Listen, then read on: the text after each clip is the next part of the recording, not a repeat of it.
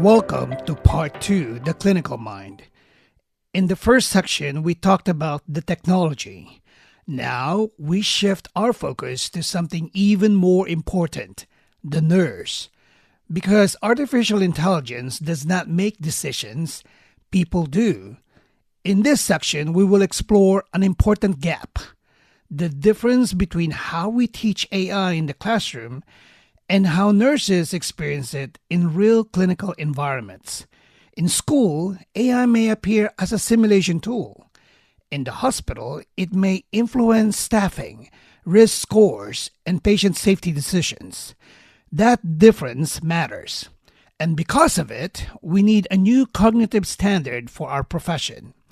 Not just clinical judgment, but AI augmented clinical judgment, a form of thinking where data informs us but not replaces us. This is about strengthening the clinical mind, not surrendering it.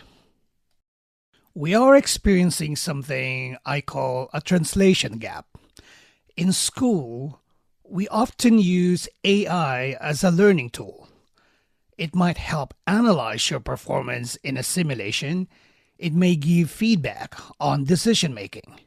It supports learning in a safe environment where mistakes become lessons. In that setting, AI feels like a partner. But when you graduate and enter the hospital, the experience changes. Now, AI may be predicting sepsis risk, forecasting staffing needs, tracking discharge timelines, influencing real-time patient safety decisions. It is no longer just a tutor.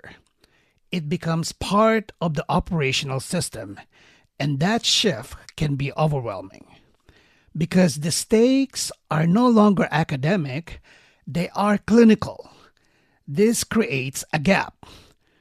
We may graduate nurses who are comfortable using AI in the classroom, but who are not fully prepared for the cognitive demands of using it in real practice. Closing this gap is not about teaching more technology. It is about strengthening clinical thinking in AI-enabled environments.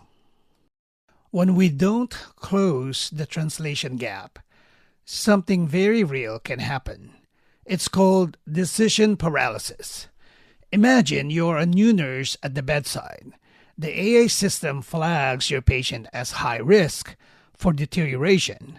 But when you assess the patient, they look stable. Or perhaps the patient is receiving palliative care where aggressive intervention may not be appropriate. Now you feel the tension. The screen says one thing, your clinical assessment suggests something else. And if you have not been trained to navigate that friction, you may freeze. You may wonder, am I allowed to question this? Is the system always right? Do I have the authority to speak up? That internal conflict can create stress, even moral distress. So we must be very clear with our students and graduates. An algorithm is a statistical tool. It is not a command. It provides probability. It does not override professional judgment. You are not there to obey the machine. You are there to interpret it. Let's look closely at this process. It begins with raw data, vital signs, lab values, medication records, documentation patterns. That data moves into the AI processor. Here, the system does what it does best. It analyzes patterns, it calculates probabilities, it identifies trends. This is the what. What is the risk? What is the likelihood of decline? What pattern is emerging? But the process does not stop there. The next step is the filter. The filter is you. You provide the why. Why might this pattern be deteriorating? Why might this score not fit the full clinical picture? Why might this risk need a different response because of the patient's goals of care? You also provide the how. How should we respond? How does this align with ethics, values, and safety? The algorithm recognizes patterns. You interpret meaning. Only after the interpretation does it move to patient care. This is the human in the loop standard. Artificial intelligence generates probability, nurses generate wisdom.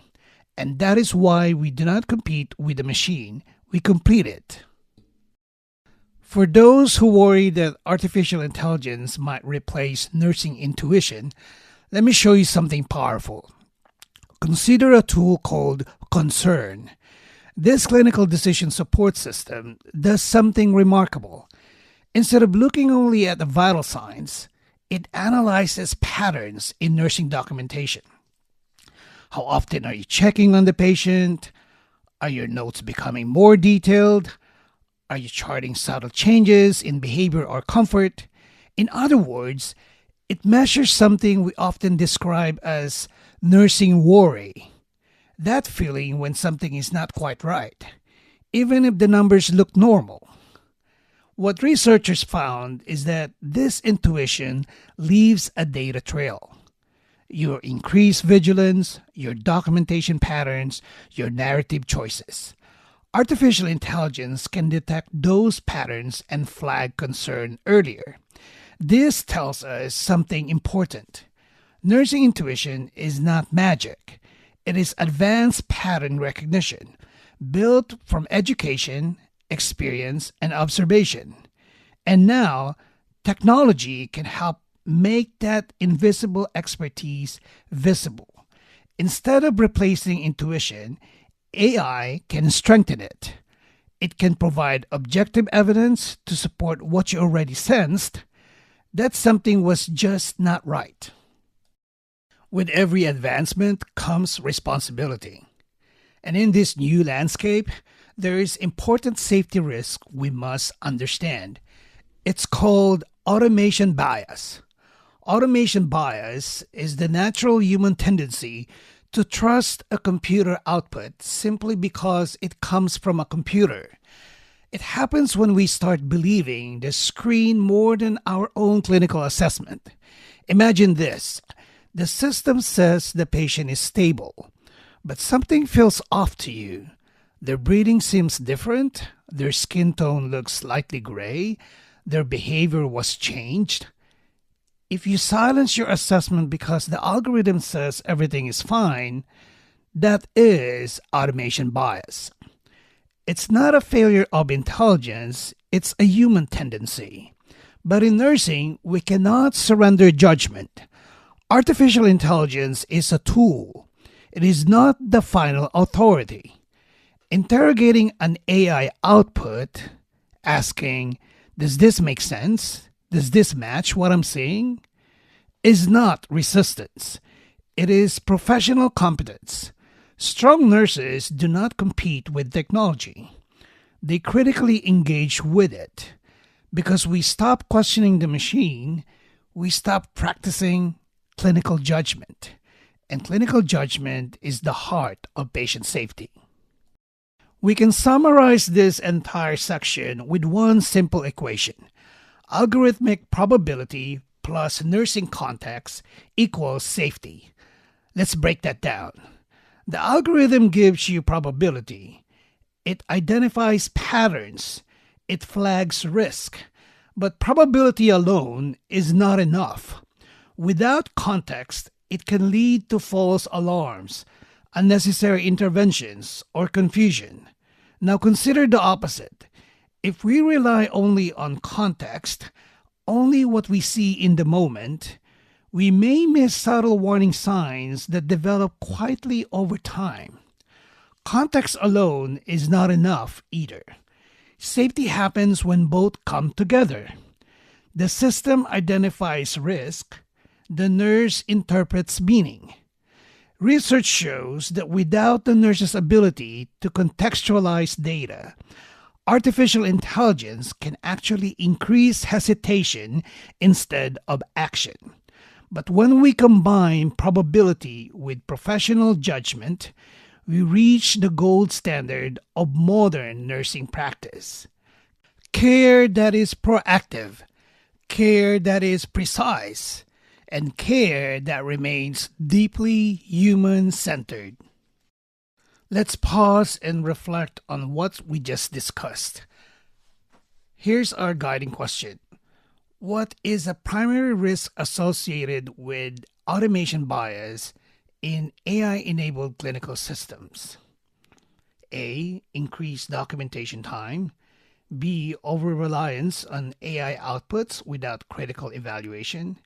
C. Reduced access to health information. D. Elimination of clinical protocols. The correct answer is B.